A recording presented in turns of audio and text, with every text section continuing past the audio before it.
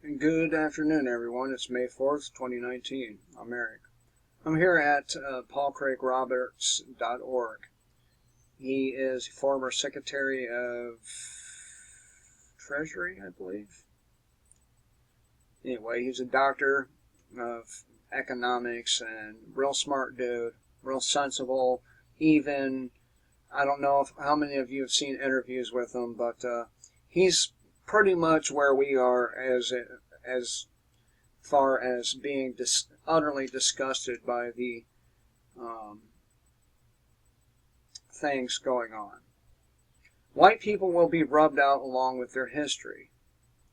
Now, this dude is around somewhere in his 70s. I'm 46. He sees the same things I do.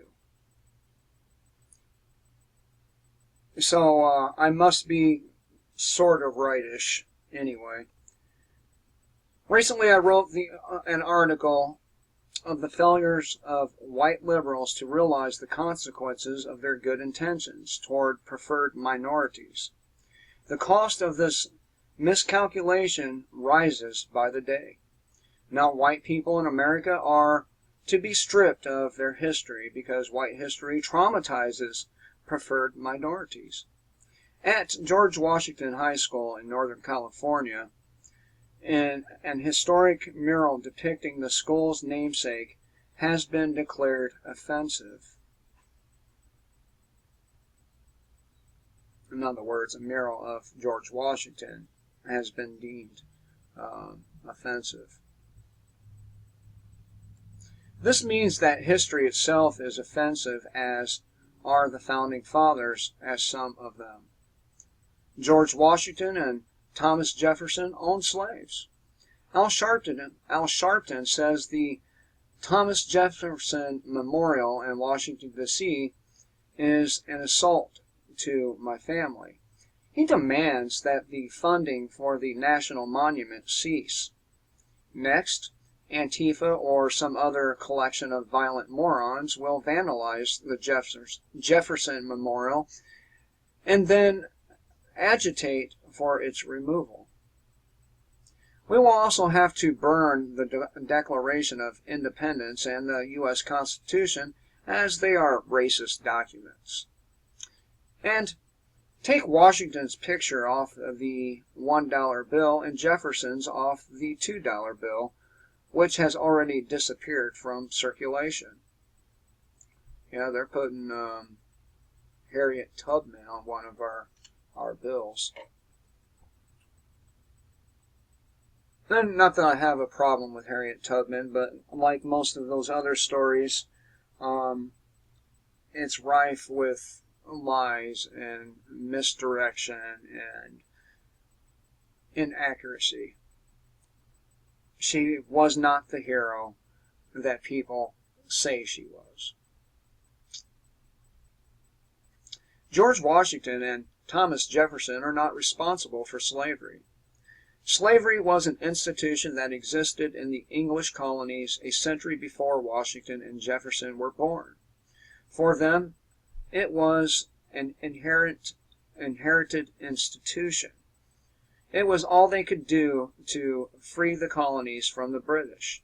The reason there was slavery in the New World is that there was no workforce with which to develop the resources.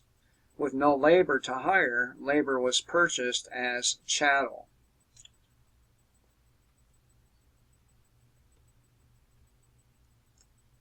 The first slaves brought to the North American British colonies were white, as Don Jordan and Michael Walsh document in White Cargo, The Forgotten History of Britain's White Slaves in America. The first slaves were white children. Beginning in 1618, the authorities in London began sweeping up urchins from the slums and shipping them to the colonies. They were sold to planters to work in the fields, and half of them were dead within a year. Shipments of children continued from England and then from Ireland for decades. Undesirables, convicts, prostitutes, beggars, Quakers, Catholics were pressed into slavery and sold in the colonies. The Irish were a large source of slaves. Under Oliver Cromwell's ethnic cleansing policy in Ireland, unknown numbers of Catholic men, women, and children were forcibly transported to the colonies and sold as slaves. Kidnappers snatched people from English streets and sold them to planter agents. London's most active kidnap gang discussed their targets at daily meetings in St. Paul's Cathedral. And then there was indentured servants, many of whom remained indentured for their lifetime. Jordan and Walsh report that today in the U.S. there are tens of millions of white Americans who are descended from white slaves. If the tens of millions are more than 47 million, there are more white people descendants of slaves in the U.S. than black descendants. White slaves suffered all the horrors, if not more, that the subsequent black slaves suffered. But their story is not part of the educational curriculum. Blacks and their white advocates would never stand for it because white slavery detracts from the racist image that black studies has created, an image that conveys special victim status to blacks just as the Jews have acquired by the Holocaust. But the facts are, report Jordan and Walsh, that black slavery emerged out of white slavery and was based upon it. They quote the African American writer Lerone Bennett Jr.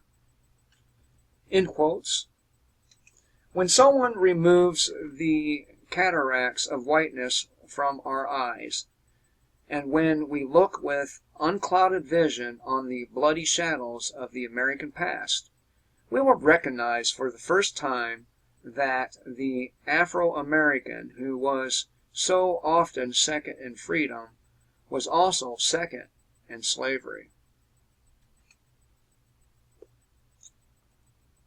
As you can see, these things make me lose sleep.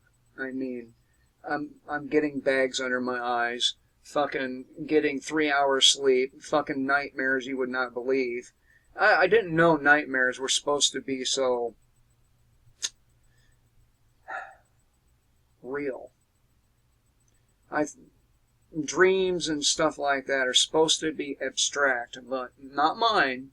Not mine. They wake me up, leaving me wondering, what the fuck? But I digress.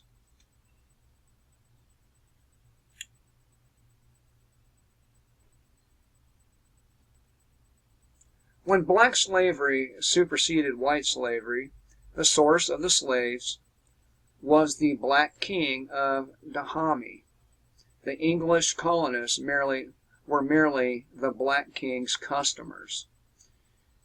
But just as it is permissible to question the Holocaust, or impermissible rather, it is impermissible to question the uniqueness of black Americans' experience of slavery. History is falsified because falsification serves the material interest of those who falsify history. And that really should make you wonder about the Bible. I mean, Constantine cut at least a dozen books out of it.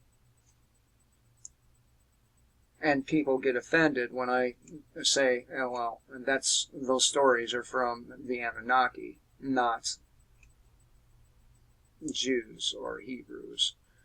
They're from the Anunnaki in Egypt. And here we are. Fake history. Fake everything. White Americans, still a majority, are refused permission by the preferred minority to retain offensive status. Let me start that one over. White Americans, still a majority, are refused permission by the preferred minority to retain offensive statues, murals, and monuments of the founders of their country.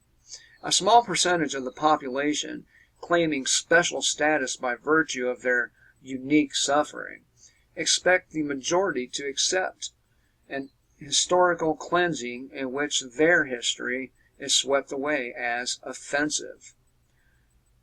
Once the evil of identity politics succeeds in its demonization of white people along with their history will be swept away by their enemies that they stupidly empowered.